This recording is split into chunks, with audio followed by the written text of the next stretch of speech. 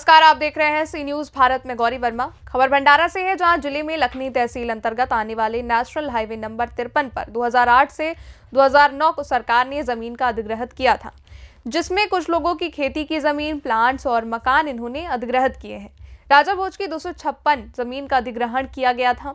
तब इस जमीन का मुआवजा 1 से 1.5 लाख मिला था, लेकिन वो मुआवजा उसी समय कम था। वहीं इसको लेकर अधिवक्ता ने क्या कुछ कहा, सुनिए। सर, आपका नाम? Dhananjay Shyamlal Raja Bhoj, advocate, residence of Lakhani, tehsil Lakhani, district Bhandara. Raja Bhoj ji, भूमि अधिग्रहण के बारे में आप कुछ बताना चाहने वाले थे। हाँ, इसके बारे में कुछ हमको जानकारी देंगे? हाँ जरूर। तो क्या हो गया कि 2008-2009 में भारत सरकार ने ये जो अपना नेशनल हाईवे है इसको बड़ा बनाने के लिए यानी चौपदरीकरण किया था। और चौपदरीकरण करते समय उन्होंने जो भी रोड के साइड की जो ज़मीन थी, काश्तकारों की बोलो या प्राइवेट खाज की लैंड जो थी या ऐसी कोई कमर्शियल लैंड थी, वो सब उन्होंने एक्वायर किया था। और एक्विजिशन करने के बाद बराबर उसका मेजरमेंट वगैरह करके उन्होंने वो जगह ली थी और उनको मुआवजा दिया था। सर, आपकी भूमि अधिग्रहण में आपकी ज़मीन कितनी गई थी? मेरी उस समय ज़मीन 2008-2009 में 256 चौरस मीटर ज़मीन मेरी एक्वायर की गवर्नमेंट ने, और उसका मुआवजा मुझे मिला।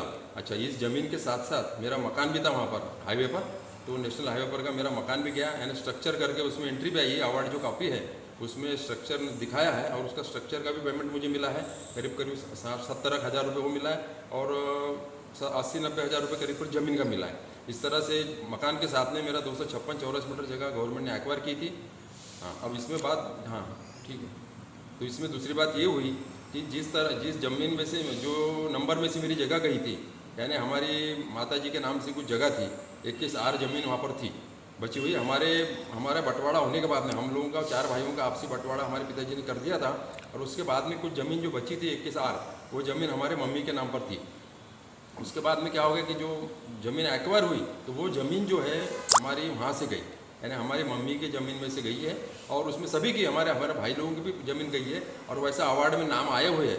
लेकिन क्या है, मेरे पर्टिकुलरली मेरे इसमें क्या हुआ कि जो ज़मीन मम्मी के वहाँ से माइनस करना था 21 आर में से, और वो 300 गट नंबर 373 था, उसमें से माइनस करना था, उसमें से माइनस ना करते हुए उन्होंने मेरा जो नॉन एग्रीकल्चर यानी जो मैंने किया था लेआउट बनाया था मेरे जो नंबर में 373/1/5 में, तो उसमें से उन्होंने माइनस किया। जबकि वो ज़मीन में से मेरी जगह जाने का कोई कारण नहीं था, क्योंकि जो नेशनल हाईवे के जो लग के जो मेरे प्लाट थे, 2 प्लाट मैंने, एक खुशहाल नत्थु मोड़गरे उनको बेचा था 2 प्लाट, और 2 प्लाट मैंने रमेश सैराम रामटेके इनको दिया था। 2 प्लाट जो नेशनल हाईवे को लग के थे, बिल्कुल adjacent to the national highway, and they have acquired their 1 plot each, और उनको भी मुआवजा मिला है। और उसमें कोई बात नहीं था। जब उनके प्लाट गए और उसके बाद में उनका 1-1 प्लाट और बचा हुआ है, फिर मेरी ज़मीन वो नंबर में से, लेआउट के नंबर में से जाने का कोई कारण नहीं था। अब वो तलाठी उस समय जो था वो उसकी गलती थी, और उस समय जो अवार्ड बनाया गया एसडीओ जो थे उन्होंने गलती की, और भूमि अभिलेख ऑफिस जो है उन्होंने गलती की। उन्होंने मेरे को उस समय बुलाया नहीं और मेरे को पूछे भी नहीं। जब मैंने बाद में मुझे कोई काम पड़ा, तब मैंने जब 7/12 लेने गया तो मेरे 7/12 में से भी माइनस, उन्होंने जो लेआउट का मेरा 7/12 था उसमें से जगह माइनस की 373/1/5 में से। तब मैंने कलेक्टर साहब को मिला, तो तब भी कोई कार्रवाई नहीं, उन्होंने एसडीओ को भेजा। उस समय अभी तक मेरे ख्याल से 7-8 एसडीओ बदल के चले गए, लेकिन मेरा काम कुछ हुआ नहीं।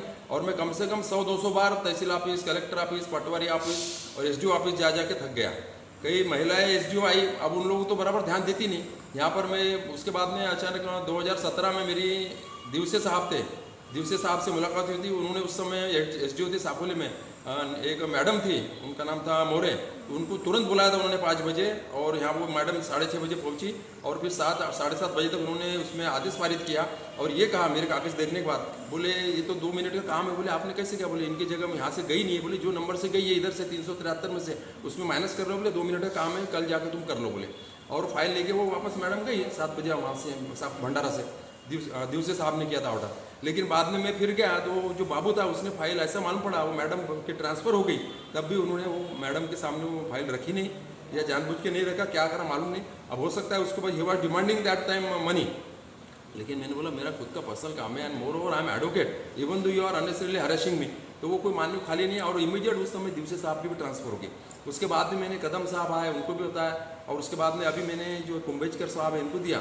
लेकिन वहाँ नए नए रोज नए SDO जैसे आते हैं, और मैं तो देख रहा हूँ कि उनको राजस्व का कोई नॉलेज नहीं है, और ये वो मौके पर भी जाते नहीं, ना वो तलाठी जाता है, ना कोई तहसीलदार जाता है, ना SDO में जाता है। और ये सब महिलाएं SDO जो आ रही है, ये they are not active, moreover they are having no knowledge at all of राजस्व एंड रेवेन्यू का उनको नॉलेज नहीं है, ऐसा मुझे ध्यान में आया।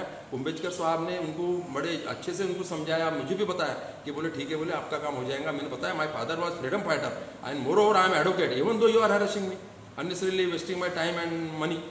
तो कुछ सुनने को खाली नहीं है। तो मैं इसलिए मेरे को आज आपके सामने यहाँ प्रेस कॉन्फ्रेंस लेना पड़ा और आपको ये बात बताना पड़ा कि मैं तो एक पढ़ा लिखा आदमी हूँ, वकील आदमी हूँ। जब मेरे जैसा आदमी आज 14 साल से 10 साल से घूम रहा है तो काम नहीं हो रहा है, तो बाकी आम आदमी की क्या है? जबकि गवर्नमेंट इस पर करोड़ों रुपए, सैकड़ों करोड़ रुपए खर्च करती है कि लोगों के घर पे जाके न्याय दो। यहाँ तो तुम्हारे दरवाजे पे आके, ऑफिस में आके तुम न्याय नहीं दे सकते, तो क्या है?